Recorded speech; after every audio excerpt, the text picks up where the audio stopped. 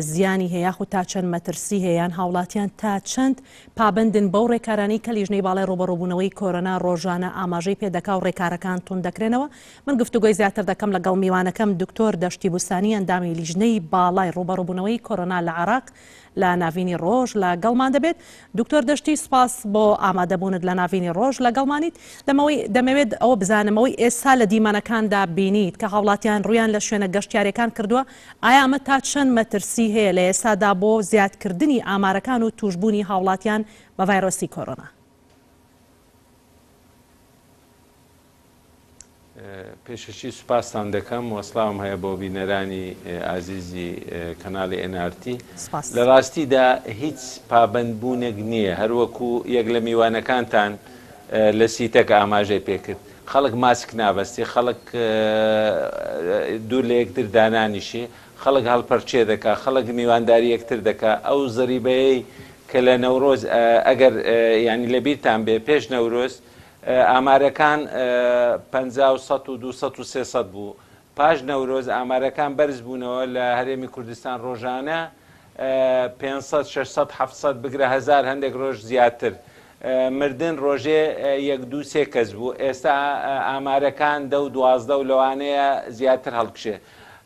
یعنی سەیرانی نەورۆز ئەمە زەریبەماندا لە زیاتی خۆشیەکی کاتی بە ژمارەی زۆری مردن، بە ژمارەی زۆری نەخۆش داخل بوون، بە ژمارەی زۆری خەڵک نەخۆش کەوتن، کەواتە ئەمە یعنی بە عەقل و مەنتق قابلی قبول نییە کە خەڵک بۆ یعنی خۆشیەکی کاتی ئەوها یعنی ئینتیحار بکە. ئەوە یعنی بەڕاستی وەکو ئینتیحارە و دیاریشە. لە عێراقیش عینی شت ڕوویدا، یعنی ئەو زیاراتانەی مەرقەدەکانی ئیمام کازمەوانە هەرچەندە ئاماژەمان کرد نابێ ئەو زیاراتانە بکرێت، بەڵام کەس بە قسەی نەکردین و خەڵکەکەش یعنی لامل بوو و زەریبەکەی ئێستا دەدا. یعنی ڕۆژانە لە عێراقا 5000 6000 کەس توش دەبی، ڕۆژانە 20 کەس دەمرێ بەداخەوە. یعنی مردنی یەک کەس زۆرە، بەڵام یعنی پابند بوون بە ڕێنماییەکان، بە یعنی بەستنی ماسک، با دوورکەوتنەوە مەترونی و لە دکتۆر هاوڵاتیان وای لێک دەدەنەوە کە لە ئێستادا ڕویان لە شوێنە گەشتیارەکان و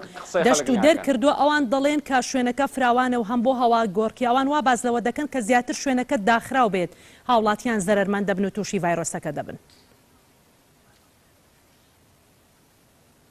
نا بەدا ینی ئەوە یعنی شتێکی زانستیە. لە شوێنی داخراو نابێت لە 6 کەس زیاتر بی، لە شوێنی ینی تازیە نابی لە 15 کەس، لە بووگواستنەوە نابی لە 30 کە زیاتر کۆبنەوە. هەر گرتبوونەوەیەک دوایە ینی لەو سیارانە بەداخەوە هەڵپەرچێ هەیە، هەڵپەرچێ کوا دوورکەوتنەوەی لە یەکدری هەموو ینی پێکەوە هەڵپەرچێ دەکەن، ئەو بۆ ئەوی تر ڤایرۆسەکە دەگوازێتەوە. زۆر باشە دکتۆر. کەواتە لە ئێستادا ئێمە ساڵی پار ڕێکارەکان بەم شێوەیە دەستی پێکرد و دوایی تونندکرایەوە. لە ئێستادا کۆمەڵێک ڕێکار لیژنەی باڵای ڕوبەڕووبوونەوەی کۆرۆنا کە خستێتە بەر چاوی هاوڵاتیان داخستنی مزگەوتەکانە یاخود مۆڵەکانە. بەڵام ئایا ڕێکارەکان لە ئێستادا مەترسیەکان بەو شێوەیە دەستمان کردوێتەوە بە ڕێکارەکان و جارێکی تر بچینەوە سەر ڕێکارەکان؟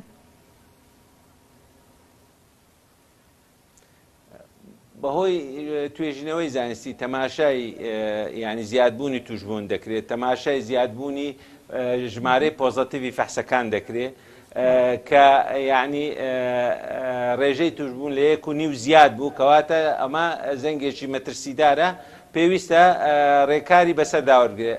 یەکەم ڕێکار ئەوەیە کە لۆکداونی جزئی، ینی بۆ نمونە ینی منعی تەزەول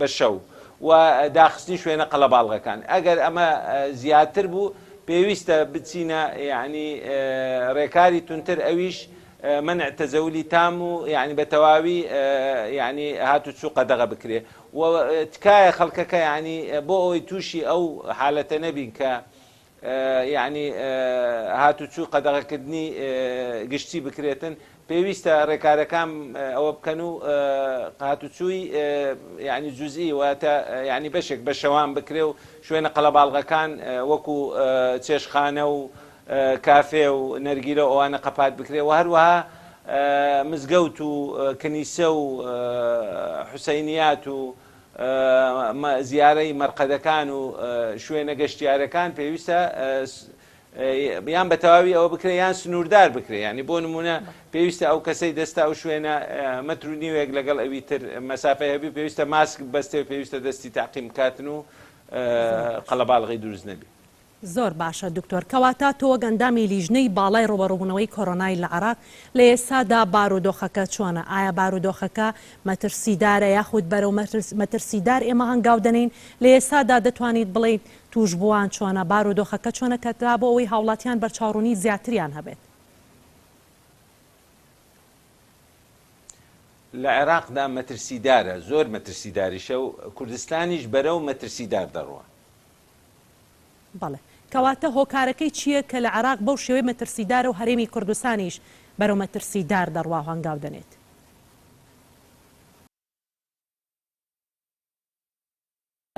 ئامارەکان ینی قسە دەکەن، ئەگەر ینی ئامارەکانی عێراق ینی هەروەکو ئاماژەم پێکرد لە کوردستانە ڕۆژانە 100 کەس توش دەبوو، لە عێراقا ڕۆژانە 1000 کەس توش دەبوو، ئێستا ڕۆژانە 5000 و 6000. ئەمە ئەو کەسانەیە کە دووسێ ئەوەندەی تریش لە ماڵەوە بن و فەحسیان نەکردووە، یان بۆ نمونە لە ماڵێکە یەک کەس فەحسی دەکاتن پۆزتیڤ ئەوان تریش نەخۆشکەوتون دەڵێن پێویست ناکە با فەحسکەین، ئەمە هەمومان تووشی کڕۆنە بووین و ڕێژەیەک لەوانە با بڵێن 115یان بە مامناوەندی و توندی توش دەبن، 105یان لەوانەیە دەگەنە جیازی ئۆکسسیژینی ئیستناعی و تەنەفوسی ئیستناعی و 102 کەم زیاتر لەوانەیە بەداخەوە بمرێت. بۆیە ینی مردنی خەڵک زۆر ینی زەنگێکی مەترسیدارە و زیادبوونی مەترسیدارە، بۆیە ئەو ڕێکارانە دەکرێت ینی لە قازانجی خەڵکە بۆ ئەوەی ڕێ بگری بکرێت لە توشبوون و لە مردنی خەڵک. زۆر باشە، ئامارەکان کەواتە لە ئێستادا بارودۆخەکە ئەومان پێ دەڵێت جارێکی تر بچینەوە بۆ قەدەغی هاتوچۆی سەرتاسەری کە بەو شێوەی ساڵی پار بۆ چەند مانگێک پەیڕەوکرا؟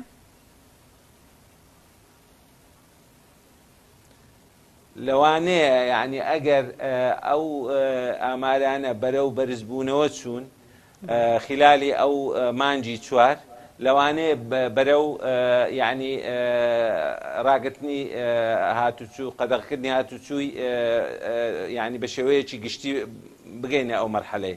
بەڵام هێشتا زۆر نزیکە، بەڵام دەمەوێت ئاماژە بەوە بکە مانجی ڕەمەزان دێ پاش 10 ڕۆژی تر پێویستە خەڵک پابند بن، ینی ئەو یاری سینیانێ و ئەو گەمانە و ئەو قەڵەباڵغەی لە چایخانەکان و لە کافەیەکان ئەوانە دەکرێت نەرگی لە خواردن و ینی پاشیوی جەماعی لە خواردنگاکان ئەوانش زۆر مەترسیدارن، لەوانەیە ببێتەوەی زیاتر بڵاوبوونەوەی کۆرۆنا.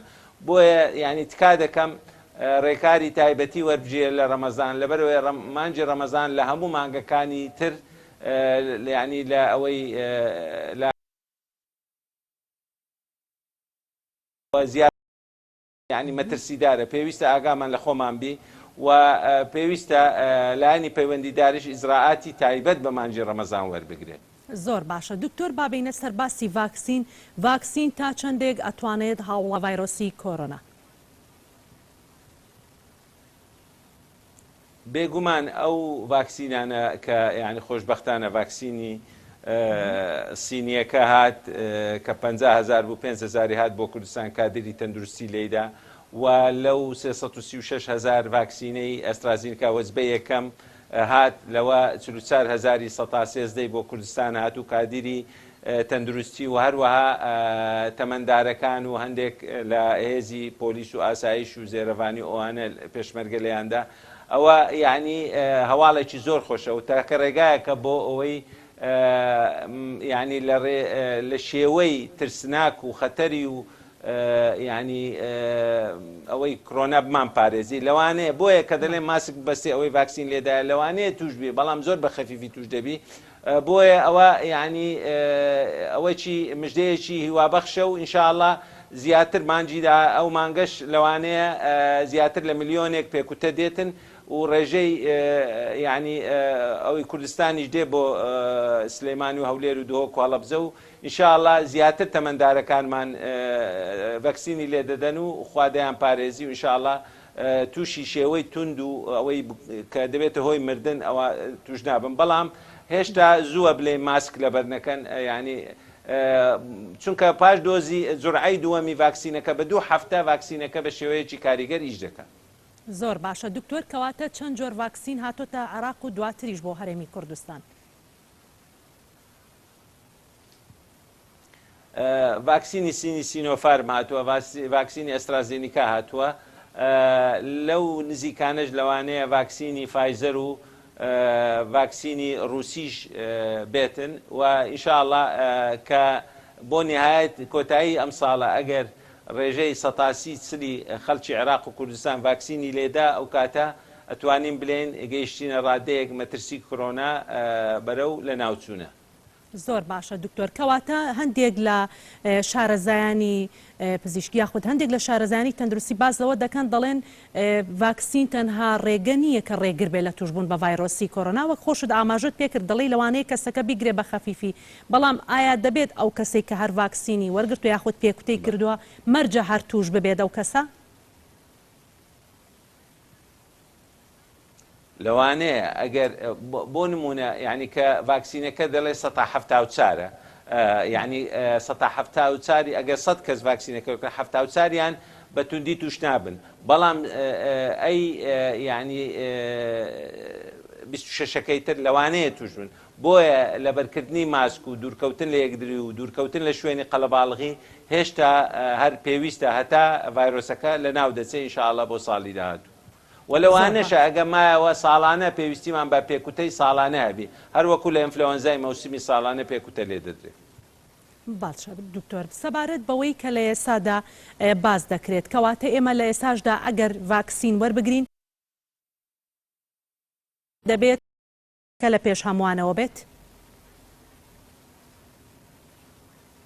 بێگومان یعنی ئەوانەی ڤاکسین یان لێداوە یعنی ئەگەر ئێوە تەماشای دەنگ و باسەکان بکەن ئەو سەرۆک کۆماری ئەمریکا ڤاکسینی لێداوە بەڵامانی وڵاتانی ڕۆژهەڵات هەموو ڤاکسینیان لێداوە و جورعەی دووەمیشیان لێداوە ماسکی دەبەستن کەواتە ڕێنمایی تەندروستی یعنی پابەندم پێی بەداخەوە لای ما خەڵکەکە یعنی زۆر بە یعنی سوچیەوە تەماشای مەسەلەکە دەکا و ئەوەش خاستان گەنجەکان بە شێوەیەکی خەفیف توش دەبن بەڵام دەیبەنە ماڵەوە کە سوکاریاندا کوباو بیان باپیر و داپیریان توش دەکەن لەوانە خەتەرناکە لەوانەیە لە گەنجێکە ئەنفلەوەنزایەکی خەفیفی بەڵام باپیری داپیری لەوانەیە نەخۆشی درێژخایانی بێڕێژەی مردن 120 لە ناوەوانە بۆیە پێویستە لە بە خاتری وان ئەوان گەنجەکانیشمان پابەند بن. بەڵێ سپاس بۆ دکتۆر دەشتی بوستانی ئەندامی لیژنەی باڵای ڕوبەڕووی